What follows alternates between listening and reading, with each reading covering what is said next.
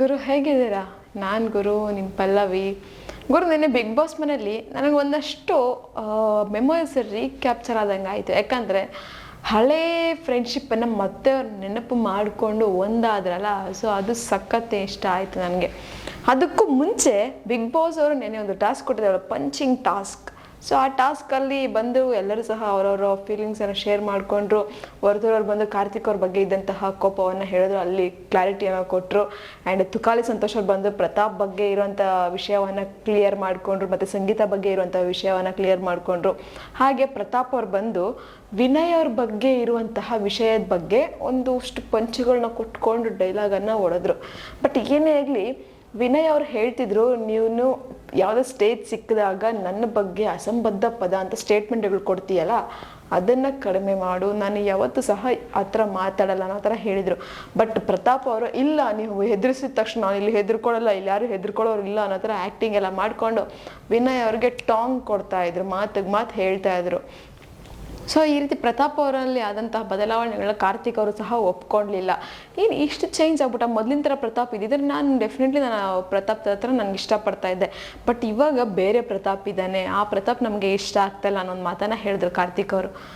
So ಈಗ ನಿಜಕ್ಕೂ ಹೇಳಬೇಕು ಅಂದರೆ ಪ್ರತಾಪ್ ಅವರು ಚೇಂಜ್ ಆಗಿದ್ದಾರಾ, ಅಥವಾ ಮೊದಲಿನ ಥರನೇ ಇದ್ದಾರಾ, ಅಥವಾ ಫಿನಾಲೆ ಬಂತು ಅಂತ ಅವರ ನಿಜ ಒಂದು ಸ್ವರೂಪವನ್ನು ತೋರಿಸ್ತಿದ್ದಾರಾ, ಈ ಎಲ್ಲ ಒಂದು ಕ್ವೆಶನ್ಸ್ ನಮಗೆ ಡೌಟಾಗಿ ಕಾಡುತ್ತೆ. ಬಟ್ ಇಲ್ಲಿ ವಿನಯ್ ಮತ್ತು ಕಾರ್ತಿಕ್ ಮಾತಾಡಬೇಕಾದ್ರೆ ಒಂದು ಮಾತು ಹೇಳ್ತಾ ಇದ್ರು, ಅವನು ಎಷ್ಟು ಚೇಂಜ್ ಆಗಿದ್ದಾನೆ, ನಾವು ಆ ಥರ ಮುಖವಾಡ ಹಾಕ್ಕೊಂಡು ಆ ನಾಟಕ ಮಾಡೋಂಗಿದ್ರೆ ನಾವು ಇಲ್ಲಿವರೆಗೂ ಇರ್ತಾ ಇರಲಿಲ್ಲ. ಬಟ್ ಅವನು ಅಷ್ಟು ಈಸಿಯಾಗಿ ಚೇಂಜ್ ಆಗಿದ್ದಾನೆ, ಫಿನಾಲೆ ಹತ್ರ ಬರ್ತಿದ್ದಂಗೆ ಅವನ ಒಂದು ರೀತಿನೇ ಚೇಂಜ್ ಆಗಿದೆ ಅನ್ನೋ ಥರ ಹೇಳ್ತಿದ್ದಾರೆ. ಆ್ಯಂಡ್ ಇಲ್ಲಿ ಬಿಗ್ ಬಾಸ್ ಮೇಲೆ ಇನ್ನೊಂದಷ್ಟು ಮಾತುಕತೆಗಳು ಇವ್ರ ಬಗ್ಗೆ, ಪ್ರತಾಪ್ ಅವ್ರ ಬಗ್ಗೆ ಹರಿದಾಡ್ತಾನೆ ಇದೆ.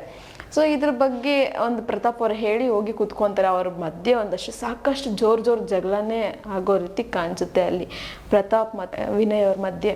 ಆ್ಯಂಡ್ ಇದೆಲ್ಲ ಆದಮೇಲೆ ಬಿಗ್ ಬಾಸ್ ಅವರು ಇನ್ನೊಂದಷ್ಟು ಒಂದು ಟಾಸ್ಕನ್ನು ಕೊಡ್ತಾರೆ. ಸೊ ಈ ಮನೆಯಲ್ಲಿ ನಿಮ್ಮ ಬಗ್ಗೆ, ನಿಮ್ಮ ಒಂದು ವ್ಯಕ್ತಿತ್ವದ ಬಗ್ಗೆ ನಿಮಗೆ ನೀವೇ ಒಂದು ಮಾತನ್ನು ಆಡುವಂಥದ್ದು. ಅಂದರೆ ನಮ್ಗೆ ಅನಿಸುತ್ತೆ ಕೆಲವೊಂದ್ಸರಿ ನಮಗೆ ನಾವೇ ಕೂತ್ಕೊಂಡು ಕೆಲವೊಂದ್ಸರಿ ಬೇಜಾರಾದಂಥ ಸಂದರ್ಭದಲ್ಲಿ ಯೋಚನೆ ಮಾಡ್ತಾ ಇರ್ತೀವಿ, ಅಥವಾ ನಮ್ಮ ಬಗ್ಗೆ ನಾವೇ ಥಿಂಕ್ ಮಾಡ್ತಾ ಇರ್ತೀವಿ, ಆ ಥರ ಮಾಡಿದ್ನ, ಈ ಥರ ಮಾಡಿದ್ನ, ಆ ಥರ ಮಾಡಬಾರ್ದಾಗಿತ್ತು, ನಿಜಕ್ಕೂ ಇದು ನಾನೇನಾ ಅನ್ನೋ ಒಂದು ಕ್ವಶನ್ಸ್ ನಮ್ಮಲ್ಲಿ ಮೂಡ್ತಾ ಇರುತ್ತೆ. ಸೊ ಅದೇ ರೀತಿ ಅವರವರ ಭಾವನೆಗಳನ್ನ ವ್ಯಕ್ತಪಡಿಸೋದಕ್ಕೋಸ್ಕರ ಒಂದು ಟಾಸ್ಕನ್ನು ಕೊಡ್ತಾರೆ. ಸೊ ಆ್ಯಕ್ಟಿವಿಟಿ ರೂಮಲ್ಲಿ ಒಬ್ಬೊಬ್ಬರೇ ಹೋಗಿ ಅವರ ಒಂದು ಫೀಲಿಂಗ್ಸ್, ಅಂದರೆ ಇನ್ನರ್ ಫೀಲಿಂಗ್ಸನ್ನು ಹೊರಗಡೆ ಹಾಕಬೇಕು ಅನ್ನೋ ಥರ. ಸೊ ಮೊದಲನೇದಾಗಿ ಸಂಗೀತ ಅವ್ರು ಹೋಗ್ತಾರೆ, ಅವರು ಬಂದಂತಹ ಹಾದಿ ಹೇಳ್ತಾರೆ, ಎಷ್ಟು ಸ್ಟ್ರಗಲ್ ಪಟ್ಕೊಂಬಂದಿರ್ತಾರೆ ಬಿಗ್ ಬಾಸ್ ಮನೆಗೆ. ಸೊ ಬಿಗ್ ಬಾಸ್ ಮನೆಗೆ ಬಂದಾದಮೇಲೆ ಎಷ್ಟೆಲ್ಲ ಸ್ಟ್ರಗಲ್ ಪಡ್ತಾರೆ ಅದನ್ನೆಲ್ಲ ಹೇಳ್ತಾರೆ. ಸೊ ಅವ್ರು ಹೇಳ್ತಾರೆ ಲಾಸ್ಟಾಗಿ, ಆ್ಯಕ್ಚುಲಿ ನಾನು ಇಲ್ಲಿ ಬಂದ ಮೇಲೆ ಸಮಸ್ಯೆಗಳನ್ನ ಓಡೋಗಬಾರ್ದು, ಅದನ್ನು ಫೇಸ್ ಮಾಡಿ ನಿಂತ್ಕೊಬೇಕು ಅನ್ನೋದನ್ನು ಕಲಿತೆ ಅಂತ ಹೇಳ್ತಾರೆ. ಸೊ ಟೋಟಲಿ ಅವ್ರು ಹ್ಯಾಪಿ ಫೀಲ್ ಆಗಿ ಒಂದು ಖುಷಿಯನ್ನು ಪಡ್ತಾರೆ. ಆಮೇಲೆ ವರ್ತೂರ್ ಸಂತೋಷ್ ಅವರು ಅಷ್ಟೇ ಬಂದು ನಿಜಕ್ಕೂ ಅವರು ಸಹ ಎಮೋಷ್ನಲ್ ಆಗ್ತಾರೆ. ವರ್ತೂರ್ ಸಂತೋಷ್ ಅವರು ಅಷ್ಟು ಎಮೋಷ್ನಲ್ ಆಗ್ತಾರೆ ಅನ್ನೋದನ್ನು ನಾನು ನೋಡೇ ಇರಲಿಲ್ಲ. ಇನ್ಫ್ಯಾಕ್ಟ್ ಅವ್ರು ಬಂದು ಏನೋ ಒಂದು ಫನ್ನಿಯಾಗಿ ಮಾತಾಡಿ ಹೋಗ್ತಾರೆ ಅಂತ ನಾನು ಅಂದ್ಕೊಂಡೆ, ಬಟ್ ಅವರೆಲ್ಲ ಈ ಒಂದು ಆ್ಯಂಗಲ್ ಇದೆ ಅಂತ ಗೊತ್ತಿರಲಿಲ್ಲ. ಆ್ಯಂಡ್ ತುಕಾಲಿ ಸಂತೋಷ್ ಅವರು ಎಷ್ಟು ಸಮಾಧಾನ ಮಾಡ್ತಿದ್ರು ಅವ್ರಿಗೆ. ಅವರು ಹೇಳಿದ್ರು, ನನ್ನ ಫ್ಯಾಮಿಲಿ, ನಾನು ಚಿಕ್ಕ ವಯಸ್ಸಿರ್ಬೇಕಾದ್ರೆ ನನ್ನ ತಂದೆ ತೀರ್ಕೊಂಡ್ರು, ತಂದೆ ಹೇಳಿದ ಮಗ ಇವನು ಯಾವ ಥರ ಬೆಳೀತಾರೆ ಅನ್ನೋ ಒಂದು ಕ್ವೆಶನ್ಸ್ ರೈಸ್ ಆಯಿತು ಸಮಾಜದಲ್ಲಿ. ಆದರೂ ನಾನು ಇವತ್ತಿನ ದಿನ ಹಳ್ಳಿ ತಳಿ ಉಳಿಬೇಕು ಅನ್ನೋದನ್ನು ನಾನು ಉಳಿಸ್ಕೊಂಡು ಹೋಗ್ತಾ ಇದ್ದೀನಿ, ಬೆಳೆಸ್ಕೊಂಡು ಹೋಗ್ತಾ ಇದ್ದೀನಿ. ಇದು ಒಂದು ನಾನು ಇಲ್ಲಿವರೆಗೂ ಬಿಗ್ ಬಾಸ್ ಮನೆಗೆ ಕರ್ಕೊಂಬಂದುಬಿಟ್ಟಿರೋದು, ಥ್ಯಾಂಕ್ ಯು ಬಿಗ್ ಬಾಸ್ ಅಂತ ಒಂದು ಮಾತು ಹೇಳ್ತಾರೆ. ಆ್ಯಂಡ್ ಸಂಗೀತ ಅವರು ಥ್ಯಾಂಕ್ ಯು ಬಿಗ್ ಬಾಸ್ ಅಂತ ಗ್ರೇಟ್ಫುಲ್ ಹೇಳ್ತಾರೆ. ಆ್ಯಂಡ್ ಇದಾದಮೇಲೆ ವಿನಯ್ ಅವರು ಬರ್ತಾರೆ, ಮಿಸ್ಟರ್ ವಿನಯ್ ನೀನೇನಾ ಇದು ಅನ್ನೋ ಥರ. ಹೌದು, ನಿಜಕ್ಕೂ ವಿನಯ್ ಅವರು ಮೊದಲಿಂದ ಹೇಗಿದ್ದಾರೋ ಅದನ್ನೆಲ್ಲ ಹೇಳಿದ್ರು. ಆ್ಯಂಡ್ ಅವ್ರ ಜೀವನದಲ್ಲಿ ಅವ್ರು ಸಫರ್ ಪಟ್ಟಿದ್ರಲ್ಲ, ಅಂದರೆ ಅವ್ರು ಕಷ್ಟಪಟ್ಟಿದ್ರಲ್ಲ, ಆ ಒಂದು ಕಷ್ಟ ಅವರನ್ನು ಈ ರೀತಿಯಾಗಿ ಮಾರ್ಪಾಡು ಮಾಡಿದೆ ಅಂತ ನಮಗೆ ಗೊತ್ತಾಯಿತು. ಸೊ ಆ ಒಂದು ಕಷ್ಟಗಳು ಪಟ್ಟಿರೋದಕ್ಕೋಸ್ಕರನೇ ಅವರಿಷ್ಟು ರೂಢಾಗಿದ್ದಾರೆ, ಅವರಿಷ್ಟು ಮಾತಾಡೋದು ರೂಢಾಗಿದೆ ಅಂತ ನಮಗೆ ಗೊತ್ತಾಗಿದ್ದು. ಸೊ ನಿಜಕ್ಕೂ ವಿನಯ್ ಅವ್ರು ಹಾಗಿದ್ರೇ ಚೆಂದ ಇರುತ್ತೆ. ಯಾಕಂದರೆ ಪ್ರೀತಿಸುವಂಥವ್ರಿಗೆ ಒಳ್ಳೆ ಪ್ರೀತಿಯನ್ನು ಕೊಡ್ತಾರೆ, ಯಾರು ದ್ವೇಷಿಸ್ತಾರೋ ಅವ್ರನ್ನೂ ಅಷ್ಟೇ ದ್ವೇಷಿಸ್ತಾರೆ. ಸೊ ಆ ಥರ ಕ್ಯಾರೆಕ್ಟರ್ ವಿನಯ್ ಅವ್ರದ್ದು, ಏನು ಮಾಡೋಕ್ಕಾಗಲ್ಲ. ಬಟ್ ಆದರೆ ಅವ್ರನ್ನ ಯಾರು ಅರ್ಥ ಮಾಡ್ಕೊಂಡ್ರೆ 100% ಅವರು ಒಳ್ಳೆ ಅಂತಾರೆ ಅಂತ ಅರ್ಥ ಆಗುತ್ತೆ. ಇನ್ನು ನೆಕ್ಸ್ಟ್ ಬಂದು ಪ್ರತಾಪ್ ಅವ್ರು ಬರ್ತಾರೆ, ಕುತ್ಕೊತಾರೆ, ಅವರು ಒಂದು ಮಾತು ಹೇಳ್ತಾರೆ, ನನ್ನನ್ನು ನಾನು ನೋಡ್ಕೊಂಡಾಗ ನನಗೆ ಮನಸ್ಸಿಗೆ ಚುಚ್ಚೋ ಥರ ಆಗುತ್ತೆ ಅಂತ. ಸೊ ಇನ್ಫ್ಯಾಕ್ಟ್ ಅವ್ರು ಹೇಳಿದ್ರು, ನಾನು ಹಿಂದೆ ಸಾಕಷ್ಟು ತಪ್ಪುಗಳನ್ನ ಮಾಡಿದ್ದೀನಿ, ಆ ತಪ್ಪುಗಳನ್ನ ಮತ್ತೆ ಮುಂದೆ ಮಾಡೋದಿಲ್ಲ, ಎಲ್ಲರೂ ಒಂದು ಕ್ಷಮೆಗಳನ್ನ ಕೇಳಿ ನಾನು ಮುಂದೆ ಹೋಗ್ತೀನಿ. ಇಲ್ಲಾಂದರೆ ನನಗೆ ಆ ಒಂದು ತಪ್ಪು ಅರಿವಾಗ್ತಾ ಇರಲಿಲ್ಲ. ನಾನು ಈ ಬಿಗ್ ಬಾಸ್ಗೆ ಬಂದಿದ್ದಿಲ್ಲ ಅಂದಿದ್ರೆ, ಬಂದಿರೋದಕ್ಕೆ ನನಗೆ ಆ ತಪ್ಪು ಅರಿವಾಯಿತು, ನಾನೀಗ ಒಳ್ಳೆ ಮನುಷ್ಯನಾಗಿ ನೆಕ್ಸ್ಟ್ ಸಮಾಜದಲ್ಲಿ ಹೋಗ್ಬೋದು ಅನ್ನೋ ಥರ ಒಂದು ಮಾತುಗಳನ್ನ ಹೇಳ್ತಾರೆ. ಹಾಗೆ ನಾನು ನೆಕ್ಸ್ಟ್ ನಮ್ಮ ತುಕಾಲಿ ಸಂತೋಷ್ ಅವ್ರು ಬರ್ತಾರೆ. ನನಗೆ ಸೀರಿಯಸ್ಲಿ ತುಕಾಲಿ ಸಂತೋಷ್ ಅವ್ರನ್ನ ನಾವು ಒಂದು ನಗುಮುಖದಲ್ಲಿ ನೋಡಿರ್ತೀವಿ ಅಥವಾ ನಗಿಸುವಂತಹ ವ್ಯಕ್ತಿಯಾಗಿ ನೋಡಿರ್ತೀವಿ.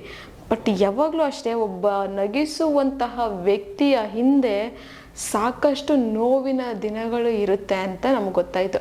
ಆ್ಯಂಡ್ ತುಕಾಲಿ ಸಂತೋಷ್ ಅವರು ಅವ್ರ ತಾಯಿಯನ್ನು ನೆನೆಸ್ಕೊಂಡು ಅವ್ರ ತಾಯಿಯನ್ನು ಕಳ್ಕೊಂಡಿರೋದ್ರ ಬಗ್ಗೆ ಹೇಳ್ತಾ ಇದ್ರು.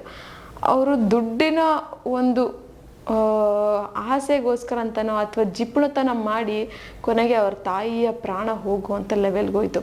ಸೊ ಅದಕ್ಕೆ ಅವ್ರು ಹೇಳ್ತಾರೆ, ಇನ್ನು ಮುಂದೆ ಆ ಒಂದು ದುಡ್ಡಿನ ಆಸೆಯನ್ನು ಬಿಟ್ಟು ನಾಳೆ ಅನ್ನೋದನ್ನು ಬಿಟ್ಟು ಇವತ್ತು ಏನು ಅನ್ನೋದ್ರ ಬಗ್ಗೆ ಥಿಂಕ್ ಮಾಡ್ತೀನಿ ಅಂತ ಹೇಳ್ತಿದ್ರು.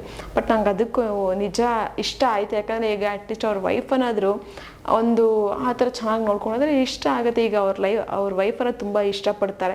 ಸೊ ಅವ್ರ ವೈಫ್ಗೆ ಒಂದು ಪ್ರಾಮಿಸ್ ಮಾಡ್ತಾರೆ, ನಾನು ಇನ್ಮೇಲೆ ನೀನು ಕೇಳಿದ್ದೇನೆಲ್ಲ ಕೊಡಿಸ್ತೀನಿ ಅನ್ನೋ ಥರ. ಬಟ್ ಇದೇ ಒಂದು ಯೋಚನೆನ ಅವ್ರ ತಾಯಿಯವ್ರು ಇರಬೇಕಾದ್ರೆ ಮಾಡಿರಿದ್ರೆ ಡೆಫಿನೆಟ್ಲಿ ಅವ್ರ ತಾಯಿಯವರು ಇಷ್ಟು ದಿನ ಉಳ್ಕೊಂಡಿರ್ತಿದ್ರು ಅಂತ ನನ್ನ ಅಭಿಪ್ರಾಯ. ಬಟ್ ಏನಾಗುತ್ತೆ, ತುಕಾಲಿ ಸಂತೋಷ್ ಅವರು ಹಿಂದೆ ಇಂಥ ಒಂದು ಕತೆ ಇದೆ ಅಂದರೆ ಬೇಜಾರಾಗುತ್ತೆ, ಕೇಳಿದಾಗ ಕಣ್ಣಲ್ಲಿ ನೀರು ಬರುತ್ತೆ. ಇನ್ನು ನೆಕ್ಸ್ಟ್ ಬಂದು ಕಾರ್ತಿಕ್ ಅವರು ಬರ್ತಾರೆ, ಕೂತ್ಕೊತಾರೆ. ಬಟ್ ಅವ್ರು ಮಾಡಿದಂಥ ತಪ್ಪುಗಳನ್ನ ಒಂದ್ಸರಿ ನೆನೆಸ್ಕೊತಾರೆ. ಸೊ ಮೊದಲನೇದಾಗಿ ಅವ್ರು ಹೇಳ್ತಾರೆ, ನಾನು ಸಂಗೀತ ಜೊತೆ ಆ ಥರ ನಡ್ಕೊಂಡಿದ್ದು ತಪ್ಪಾಯಿತು. ಅಂದರೆ ಅವರು ಫ್ರೆಂಡ್ಶಿಪ್ಪಲ್ಲಿ ಅವ್ರು ಕೇಳಿದಂಥ ಎಕ್ಸ್ಪೆಕ್ಟೇಷನ್ಸ್ ಆಗಿರ್ಬೋದು, ಅಥವಾ ಕೆಲವೊಂದು ಸರಿ ಅವರು ಸಾರಿ ಕೇಳಿದರೆ ನಾನು ಒಂದು ಸ್ಟೇಜನ್ನು ಯೂಸ್ ಮಾಡಿಕೊಂಡು ಆ ಸಾರಿ ಕೇಳಿದ್ದಾರೆ ಅನ್ನೋದನ್ನ ಬಗ್ಗೆ ಎಕ್ಸ್ಪ್ಲೋರ್ ಮಾಡಿದಾಗಿರ್ಬೋದು, ಸಂಗೀತನ ಡೌನ್ ಮಾಡಿದ್ದಾಗಿರ್ಬೋದು, ಮತ್ತು ವರ್ತೂರ್ ಸಂತೋಷ್ ಅವರು ಹೇಳ್ದೇ ಇರೋಂಥ ವಿಷಯವನ್ನು ವರ್ತೂರ್ ಅವರೇ ಹೇಳಿದ್ದಾರೆ ಅನ್ನೋ ಥರ ಹೇಳಿದಾಗಿರ್ಬೋದು. ಈ ಥರ ಒಂದಷ್ಟು ತಪ್ಪುಗಳು ಅವ್ರಿಗೆ ಗೊತ್ತಾಗಿ ಅವರ ತಪ್ಪುಗಳ ಅರಿವಾಗಿ ಅವರು ಸಾರಿಯನ್ನು ಕೇಳ್ತಾರೆ ಅವರ ಒಂದು ಮಿರರ್ ಅಂದರೆ ಅವರ ಒಂದು ಪ್ರತಿಬಿಂಬದ ಜೊತೆ. ಸೊ ನನಗಂತೂ ಅದು ಇಷ್ಟ ಆಯಿತು. ಕಾರ್ತಿಕ್ ಅವರಲ್ಲಿ ಆ ಒಂದು ಬದಲಾವಣೆ ನನಗೆ ಇಷ್ಟ ಆಯಿತು. ತಪ್ಪು ಮಾಡೋದು ಸಹಜ, ತಿದ್ದಿ ನಡೆಯೋನೆ ಮನೋಜ ಅಂತ ಒಂದು ಗಾದೆ ಇದೆ. ಸೊ ಆ ಒಂದು ತಪ್ಪನ್ನು ತಿದ್ದಿ ನಡೀತಾ ಇರುವಂತಹ ಕಾರ್ತಿಕ್ ಒಂದು ಗುಡ್ ಅಂತ ಅನ್ನಿಸ್ತು. ಸೊ ಇಷ್ಟೆಲ್ಲ ಆದಮೇಲೆ ಬಿಗ್ ಬಾಸ್ ಅವರು ಇನ್ನೊಂದು ಟಾಸ್ಕನ್ನು ಇಟ್ಟಿದ್ರು. ಅದು ಟಾಸ್ಕ್ ಅನ್ನೋದಕ್ಕಿಂತಲೂ ಹೆಚ್ಚಾಗಿ ವಿನಯ್ ಅವರು ಇಷ್ಟಪಟ್ಟಂತಹ ಆಸೆ. ವಿನಯ್ ಅವರು ಕೇಳಿದ್ರು ಆಸೆಗಳನ್ನು ಕೇಳುವಂಥ ಟೈಮಲ್ಲಿ. ಸೊ ಇಲ್ಲಿ ಬಿಗ್ ಬಾಸ್ ಮನೆಯಲ್ಲಿ ಇರುವಂಥ ಕಂಟೆಸ್ಟೆಂಟ್ಸ್ ಜೊತೆ ನಾನು ಹ್ಯಾಪಿಯಾಗಿ ಫ್ರೆಂಡ್ಸ್ ಅನ್ನೋ ಒಂದು ಇದರಲ್ಲಿ ಡಿನ್ನರ್ ಮಾಡಬೇಕು ಅಂತ ಕೇಳಿದರು. ಸೊ ಆ ಒಂದು ಇಚ್ಛೆಗೂ ಮುಂಚೆ ಒಂದಷ್ಟು ಫೀಲಿಂಗ್ಸನ್ನು ಶೇರ್ ಮಾಡೋದಕ್ಕೆ ಒಂದು ಸ್ಟೇಜನ್ನು ಕೊಟ್ಟರು. ಸೊ ಈ ಸ್ಟೇಜಲ್ಲಿ ನಮಗೆ ಖುಷಿಯಾದಂಥ ವಿಷಯ ಏನಂದರೆ, ತುಕಾಲಿ ಸಂತೋಷ್ ಮತ್ತು ವರ್ತೂರ್ ಸಂತೋಷ್ ಇಲ್ಲೂ ಸಹ ಬಿಟ್ಕೊಟ್ಟಿಲ್ಲ. ಒಬ್ರನ್ನೊಬ್ರು ಅಷ್ಟೇ ಕಾಪಾಡ್ಕೊಂಡೋದ್ರು, ಒಬ್ರಿಗೊಬ್ರು ಲೆಟರ್ ಬರ್ಕೊಂಡಿದ್ರು. ಸೊ ನನಗೆ ಅದು ತುಂಬ ಇಷ್ಟ ಆಯಿತು. ಹಾಗೆ ಸಂಗೀತ ಅವರು ಕಾರ್ತಿಕ್ ಅವ್ರಿಗೋಸ್ಕರ ಲೆಟರ್ ಬರೆದು ಒಂದು ಮಾತು ಹೇಳ್ತಾರೆ, ಕಾರ್ತಿಕ್ ಅವ್ರನ್ನ ಬಿಟ್ಟು ಬೇರೆ ಯಾರ ಹೆಸರಾದ್ರೂ ಬರೆದಿರಿದ್ರೆ ನಾನು ನನಗೆ ಮಾಡ್ತಾ ಇದ್ದಂತಹ ಅನ್ಯಾಯ, ಅದು ನ್ಯಾಯ ಮಾಡ್ತಾ ಇರಲಿಲ್ಲ. ನನಗೆ ಇಲ್ಲಿ ಬಂದಂಥ ಸಂದರ್ಭದಲ್ಲಿ ನಾನು ಡೌನ್ ಆದಾಗ, ನಾನು ಡಿಪ್ರೆಷನ್ಗೆ ಹೋದಾಗ ನನ್ನ ಜೊತೆಯಲ್ಲಿ ನಿಂತ್ಕೊಂಡಿದ್ದು ಕಾರ್ತಿಕ್ ಅಂತ ಹೇಳಿ ಅವರ ಒಂದು ಮಾಡಿದಂತಹ ಸಹಾಯಗಳನ್ನ, ಹೆಲ್ಪನ್ನು ನೆನೆಸ್ಕೊಂಡು ಒಂದಷ್ಟು ಎಮೋಷ್ನಲ್ ಆದರು. ಸೊ ಅವ್ರಿಗೆ ಇಷ್ಟ ಆಗಿರೋಂಥ ಒಂದು ಗಿಫ್ಟನ್ನು ಸಹ ಕೊಟ್ಟರು. ಹಾಗೆ ಪ್ರತಾಪ್ ಸಹ ಸಂಗೀತ ಅವ್ರ ಬಗ್ಗೆ ಡಿಸ್ಕ್ರೈಬ್ ಮಾಡಿದ್ರು. ಅಂದರೆ ಸಂಗೀತ ಅವ್ರಿಗೆ ಯಾವ ಥರ ಸ್ಟ್ಯಾಂಡ್ ತೊಗೊಂಡು ನಿಂತ್ಕೊಂಡ್ರು ಎಲ್ಲ ಸಿಚುವೇಷನಲ್ಲೂ ಪ್ರತಾಪ್ ಅವ್ರ ಪರವಾಗಿ, ಮತ್ತು ಪ್ರತಾಪ್ ಅವ್ರಿಗೆ ಹೇಗೆ ಸಪೋರ್ಟ್ ಮಾಡ್ತಿದ್ರು ಅನ್ನೋದ್ರ ಬಗ್ಗೆ ಎಲ್ಲ ಒಂದಷ್ಟು ವಿಷಯಗಳನ್ನ ಹೇಳಿ ಅವರಿಗೆ ಲೆಟರ್ ಬರೆದಿದ್ರು, ಮತ್ತು ಅವ್ರಿಗೆ ಒಂದಷ್ಟು ಗಿಫ್ಟನ್ನು ಕೊಟ್ಟರು. ಹಾಗೆ ಇಲ್ಲಿ ವಿನಯ್ ಕಾರ್ತಿಕ್ ಅವ್ರ ಬಗ್ಗೆ ಬರೆದಿರೋ ಅವರ ಫ್ರೆಂಡ್ಶಿಪ್ ಬಗ್ಗೆ. ಸೊ ನನಗದು ಸಖತ್ ಇಷ್ಟ ಆಯಿತು ಗುರು. ನಿಜಕ್ಕೂ ಅಲ್ಲಿ ಟಾಪ್ ಫ್ರೆಂಡ್ಶಿಪ್ ಅಂತ ಬಂದಿದ್ದು ವರ್ತೂರ್ ಸಂತೋಷ್ ಮತ್ತು ತುಕಾಲಿ ಸಂತೋಷ್, ಕಾರ್ತಿಕ್ ಮತ್ತು ವಿನಯ್ ಮತ್ತು ಪ್ರತಾಪ್ ಮತ್ತು ಸಂಗೀತ ಅವ್ರದ್ದು. ಸೊ ನನಗದು ಸಖತ್ ಇಷ್ಟ ಆಗೋಯ್ತು.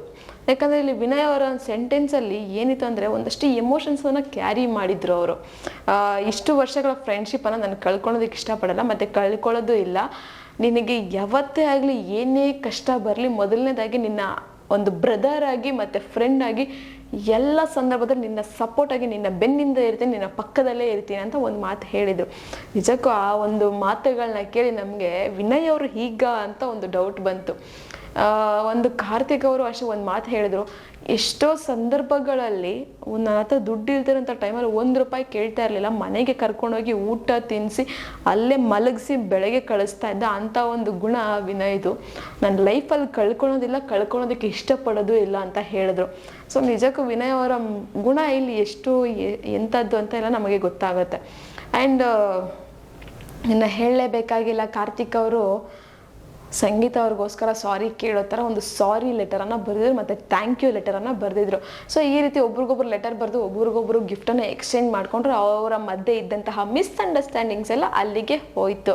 ಸೊ ಮತ್ತೆ ರೀಯೂನಿಯನ್ ಆದರು ಒಂದು ಫ್ರೆಂಡ್ಶಿಪ್ಪಲ್ಲಿ.